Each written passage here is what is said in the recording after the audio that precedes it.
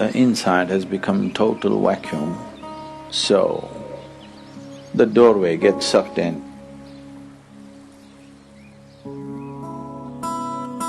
Another way of opening the third eye is you contain everything inside. The first way of doing is the best way of doing.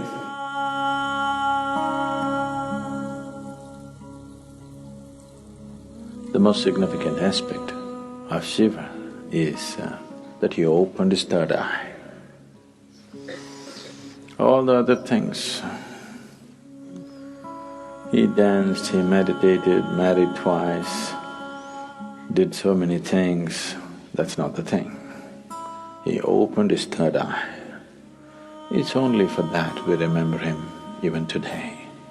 For that, even today, after thousands of years, we still bow down to him. Because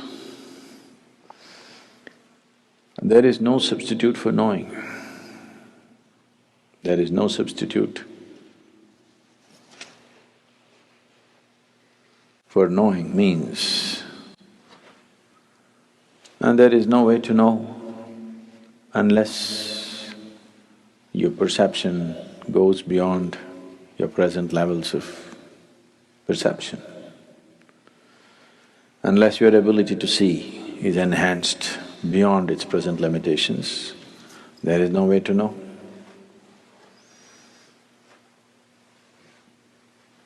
To know is to be free. So, Shiva is significant for us not because he's wrecked in Himalayas, not because he played with snakes, not because of this or that, because he opened his third eye. He perceived what most human beings fail to perceive. What is unseen for a large segment of humanity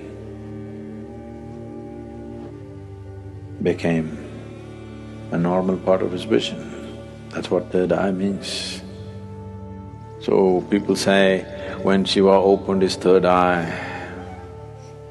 it was a fiery process, fire came out of it. Why they're saying fire is because within himself, he burnt everything that he thought mattered to him. He became like a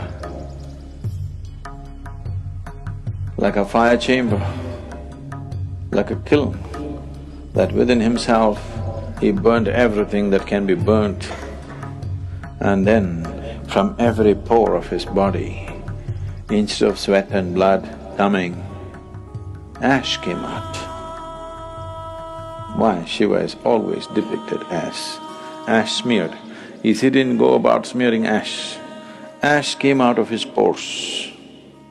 This is to indicate that he has burnt it all.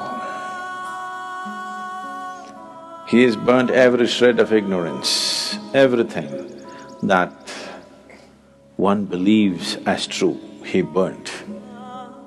Because he burned everything and everything became ash, then this opening of the third eye could not be denied to him. When it opened, people saw fire because the inner chamber was burning. There are two ways of opening the eye. One way is the inside has become total vacuum, so the doorway gets sucked in and naturally has to open. The doorway becomes limp and falls inward because there is nothing. He simply burnt not only his thought, not only his emotion, not just his relationships and possessions, he's just burnt his very being. The individual being is completely burnt out and there's a total vacuum, so the door fell inward and it's open. So people saw fire because it was burning still.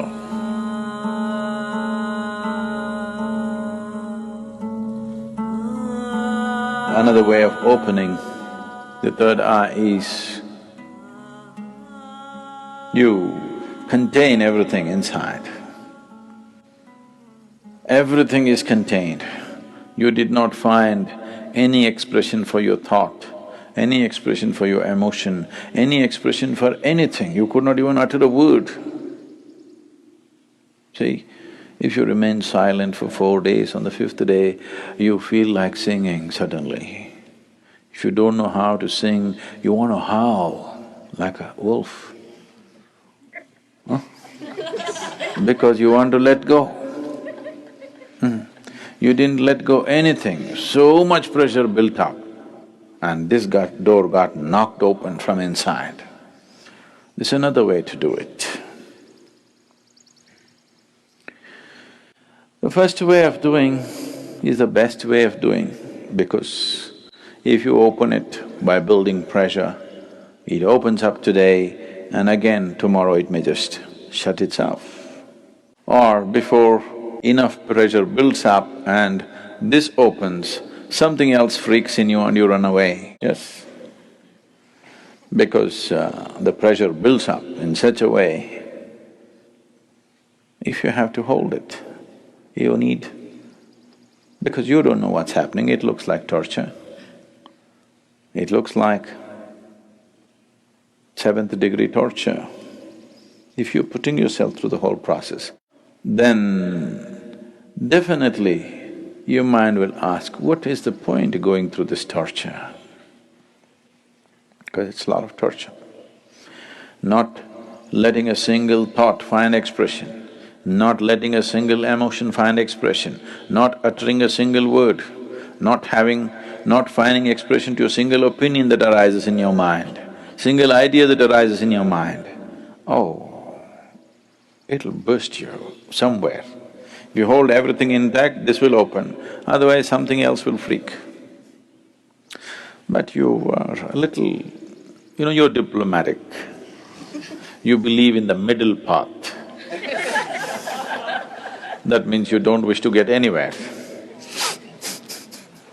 People who believe in the middle path, they're determined not to get anywhere in their life. Middle path means just your comfort zone. Neither this nor that. Either you become empty, the sheer power of vacuum will open it, or you build up pressure in you, it'll burst open. 2 ways of opening. Middle path means you are a professional bullshitter. Really. Full-time bullshitter you are, not professional. Profession means they do it only part-time, right? They do it only certain times of the day.